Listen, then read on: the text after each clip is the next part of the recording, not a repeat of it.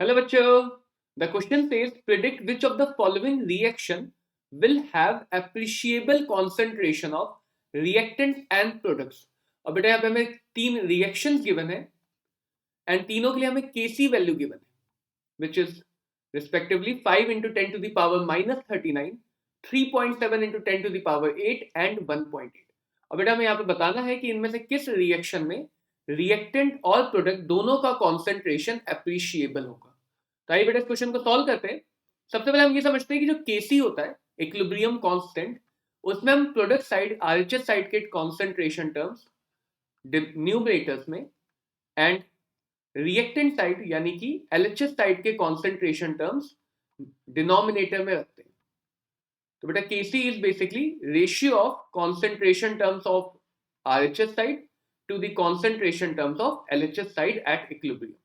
अब बेटा अगर Kc की बात करें तो जैसे Kc की वैल्यू बहुत ज्यादा अगर हुई, if the value of Kc is very high, तो this high range is taken as greater than 10 to the power 3। तो इन दैट सिनेरियो रेशियो भी बहुत ज्यादा होगा, यानी कि प्रोडक्ट का अमाउंट काफी ज्यादा होगा as compare to reactant. The amount of product will be very much significant then amount of reactant. तो इस टाइप की रिएक्शन जिनके लिए Kc की वैल्यू काफी ज्यादा होती है, उनमें प्रोडक्ट का अमाउंट काफी अप्रिशिएबल होता है, बट रिएक्टेंट का अमाउंट नेग्लिजिबल हो सकता है।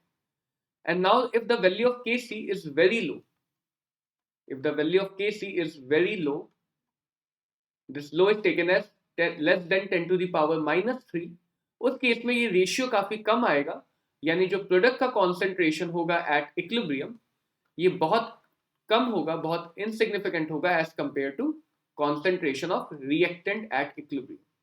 बट अगर Kc की वैल्यू मॉडरेट है, if the value of Kc is moderate, that means the value is in between the upper range 10 to the power 3 and the lower range 10 to the power minus 3।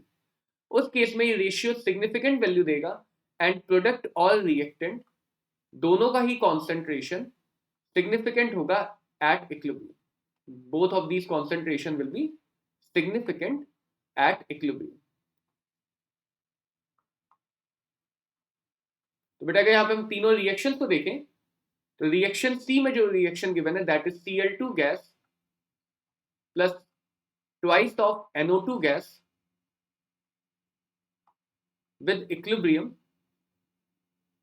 Twice of NO2 Cl gas, जिसके लिए equilibrium constant 1.8 है, which is in between 10 to the power minus 3 and 10 to the power 3।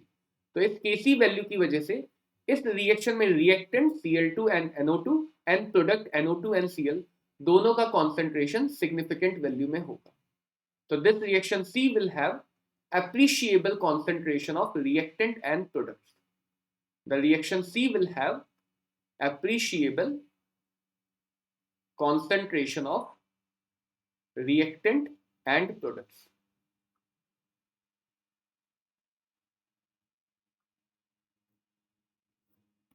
जबकि अगर हम reaction ए को देखें तो reaction ए के लिए Kc की वैल्यू काफी कम है, 5 into 10 to the power minus 39। तो इसमें रिएक्टेंट का कंसेंट्रेशन सिग्निफिकेंट होगा, प्रोडक्ट का कॉन्सेंट्रेशन इनसिग्निफिकेंट होगा। रिएक्शन बी में Kc की वैल्यू 10 to the power 3 से ज्यादा है, 10 to the power 8 में है, तो प्रोडक्ट का कॉन्सेंट्रेशन सिग्निफिकेंट होगा बट रिएक्टेंट का कॉन्सेंट्रेशन इनसिग्निफिकेंट होगा। तो ओनली रिएक्शन सी में रिएक्टेंट एंड प्रोडक्ट दोनों का ही कॉन्सेंट्रेशन अप्रिशिएबल होगा। Hope this clears this question. Best of luck. Thank you.